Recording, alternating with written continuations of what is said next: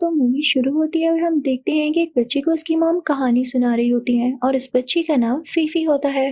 उसकी मॉम उसे बता रही होती हैं कि साइंस ने बहुत तरक्की यानी प्रोग्रेस कर ली है और साइंस हमें सब कुछ बता सकती है कि मून में और अर्थ में कितना डिस्टेंस है, यानी जमीन चांद से कितनी दूर है। वो उसे मून की गॉडेस के बारे में भी बताती हैं। उसके पापा भी वहीं बैठे होते हैं। वो उससे कहते हैं कि क्या मैं तुम्हें मून की साइंस के बारे में बताऊं? तो वह कहती है कि नहीं पापा, मुझे मामा से ही स्टोरी सुनी है। फिर वो अपनी मामा से कहने लगती है कि मॉम, मुझे गॉडेस की स्टोरी सुनाए ना। फिर उसकी मामा उसे स्टोरी सुनाती हैं कि जब गॉडेस पहले एक नॉर्मल लड़की हुआ करती थी तो उसे एक लड़के से प्यार हो गया, लेकिन तब उसने एक मैजिक पोशन पी लिया, यानी कि कुछ ऐसा पी लिया जिससे वो इमॉर्टल हो गई और हमेशा हमेशा के लिए चांद पर चली गई और अब वो वहीं पर रहती है और वहाँ वो उसका इंतजार करती है जिससे उसने प्यार किया था। अब उन गॉडेस को कंपनी देने के लिए उनके साथ एक रैबिट भी मून पर रहता है, क्योंकि जिनसे वो प्यार करती थी वो तो जमीन पर ही मर गया था। जब वो रोती हैं तो उनके आंसू स्टार डस्ट में बदल जाते हैं। फिर वो तीनों चांद की तरफ देख रहे होते हैं और फीफी अपने पापा से पूछती है कि क्या आपको सच में लगता है मॉम जो ये गॉडेस वाली स्टोरी सुना रही हैं ये सच्ची है? तो उसके पापा कहते हैं कि बेटा, अगर तुम्हारी मामा ये सुना रही हैं तो सच ही होगी। उसकी मामा उसे कहती हैं कि चांद पर देखो, क्या तुम्हें रैबिट नजर आ रहा है? तो वो सब हंसने लगते हैं। फिर हम देखते हैं कि फीफी स्टिक पर रैबिट बैलून लगाकर खेल रही होती है। वो अपने मामा पापा के पास जाती है। अब उसकी मामा उससे कहती हैं कि क्या आज तुम मून केक्स बनाने में मेरी हेल्प करोगी? फीफी की फैमिली मून केक्स बनाने में बहुत खास होती है।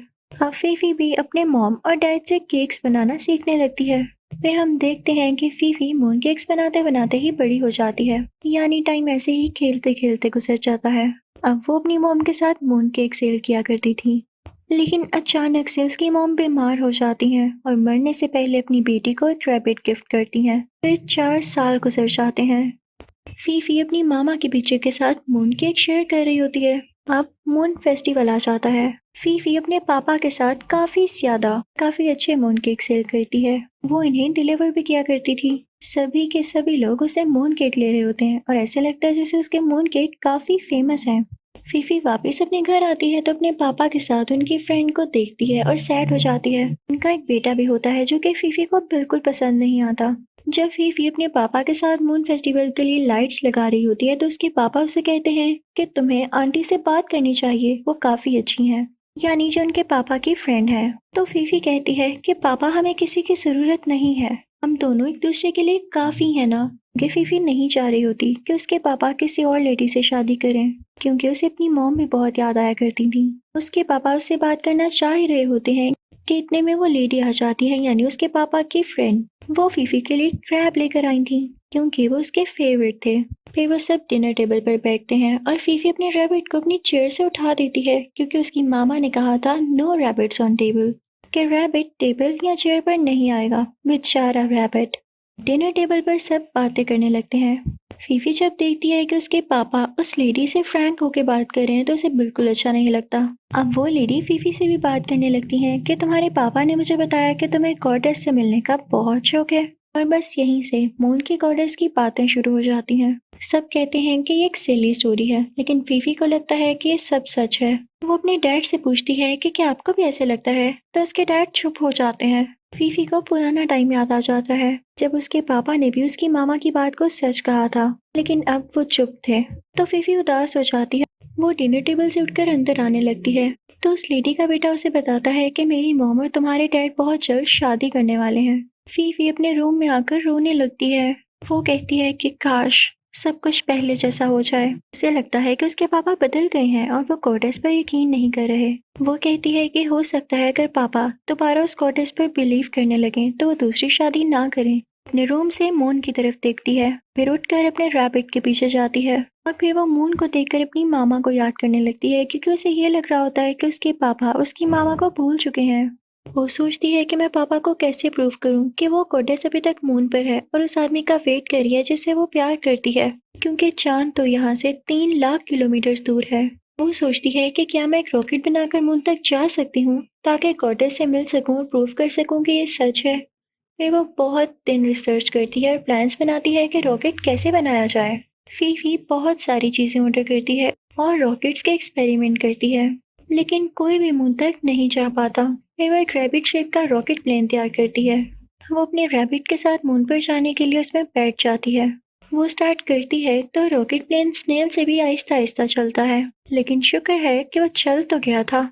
आहिस्ता आहिस्ता वो स्पीड पकड़ लेता है। फीफी अब मून के बहुत करीब होती है। जब अचानक से रॉकेट फ्यूल खत्म हो जाता है तो वो वापस गिरने लगते हैं। तभी उसे अपने डैड की फ्रेंड की बेटे की आवाज आती है, तो वो उससे कहती है कि तुम भी यहाँ हो, मैंने तुम्हारा वेट तो कैलकुलेट ही नहीं किया। रॉकेट प्लेन नीचे की तरफ जा रहा होता है कि एकदम से लाइट बीम आती है और रॉकेट फिर से ऊपर की तरफ ट्रेवल करने लगता है। शायद ये मून की अट्रैक्शन लाइट थी। फिर कुछ एलियंस उनके रॉकेट पर अटैक कर देते हैं और रॉकेट घूमने लगता है, पर फाइनली मून पर लैंड कर जाता है। फिर वही एलियंस फीफी और उस लड़के को, जो कि उस लेडी का बेटा था, उन दोनों को उड़ाकर एक बहुत ही प्यारे कैसल में ले जाते हैं। फिर वहां पर टॉकिंग मून केक्स आते हैं, यानी ऐसे मून केक्स जो कि बातें कर रहे होते हैं।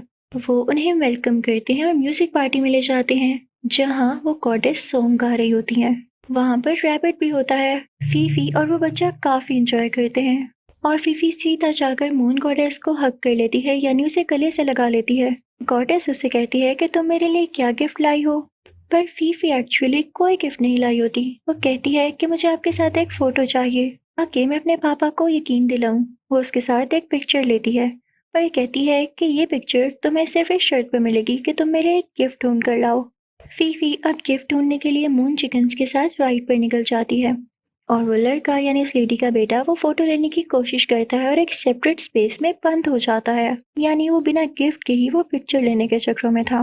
वो गॉडेस काफी सैड हो जाती हैं कि वो उसे मिल नहीं पाएंगी जिसे वो पसंद करती हैं। उधर मून की सड़कों पर बारिश होने लगती है। इस वजह से फीफी को काफी मुश्किल होती है, पर एट लास्ट वो मून की दूसरी तरफ क्लाइंब कर जाती है। उसे रॉकेट शिप में से वो गॉडेस डॉल मिलती है जो उसकी मामा ने उसको दी थी। चिकन्स उससे वो छीन लेते हैं, क्योंकि जो भी वो गिफ्ट गॉडेस को देगा वो उसकी विश पूरी करेगी।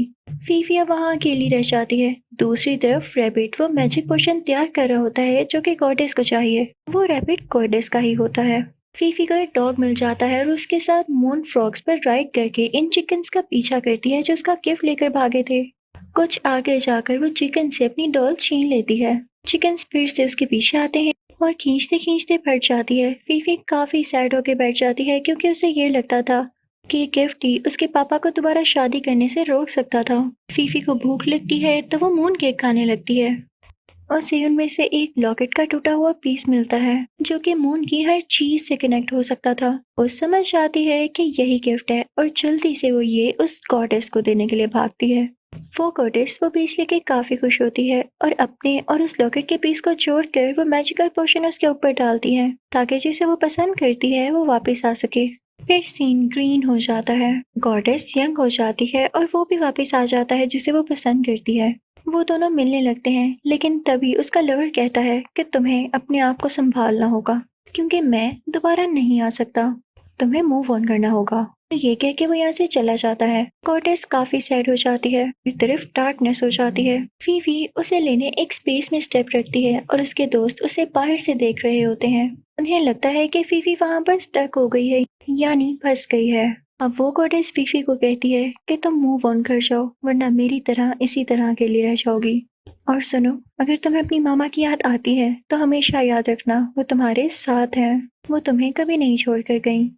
उस लड़के को, यानी उस लेडी के बेटे को, फीफी की फिक्र हो रही होती है। वो जोर लगाकर बैरियर क्रॉस कर जाता है और फीफी से कहता है कि छोड़ दो, अब हम घर चलते हैं। फीफी भी उस गॉडेस से कहती है कि जिसे आप पसंद करती थी वो बेशक चला गया, लेकिन उसकी स्पिरिट आपके साथ है, इसलिए सैड ना हो, आप वंडरफुल हैं। सारी मून क्रिएचर्स आकर गॉडेस को हक करती हैं और उसे प्यार करती हैं और पैलेस फिर से ब्राइट हो जाता है। फीफी डॉग को बाय कहती है और वो अपने रैबिट को वहीं पर छोड़ जाती है, क्योंकि उसकी गॉडेस के रैबिट से काफी अच्छी दोस्ती हो गई थी। मून गॉडेस फीफी को वो पिक्चर दे देती हैं जो उसने उनके साथ ली थी। फीफी उस लड़के, यानी लेडी के बेटे के साथ वापसी के लिए उन एलियंस पर बैठ जाती है। फोटो चल जाती है और फीफी उसे उड़ा देती है, क्योंकि वो सीख लेती है कि चीजों को एक्सेप्ट कर लेना चाहिए और ग्रो करना चाहिए। कोई आपकी बात पर यकीन नहीं करता तो उसे उसके हाल पर छोड़ देना चाहिए। वो अपने घर वापस पहुंच जाती है और उसके डैड की दोबारा शादी हो जाती है। फिर लास्ट सीन में हम देखते हैं कि फीफी और वो लड़का, जो उस लेडी का बेटा था, दोनों साथ खेल रहे होते हैं, यानी कि अब इनमें भी फ्रेंडशिप हो चुकी थी। इन पर हमें ये दिखाया जाता है कि मून फेस्टिवल की तैयारियां हो रही होती हैं। और सब डिनर भी बना रहे होते हैं। फिर वो सब मिलकर डिनर करते हैं और काफ़ी खुश लग रहे होते हैं। फीफी भी अपनी नई मदर और अपने फादर यानी अपने पेरेंट्स के साथ मिलकर डिनर कर रही होती है। फिर फीफी अपने डैड के साथ मिलकर फुल मून देखती है। जब वो क्रेन को उड़ता देखती है तो उसे यही लगता है कि गॉडेस उससे मिलने आई है। फिर वो क्रेन्स मून की तरफ उड़ जाते हैं और यहीं पर मूवी एंड हो जाती है। Thank you for watching. Good bye.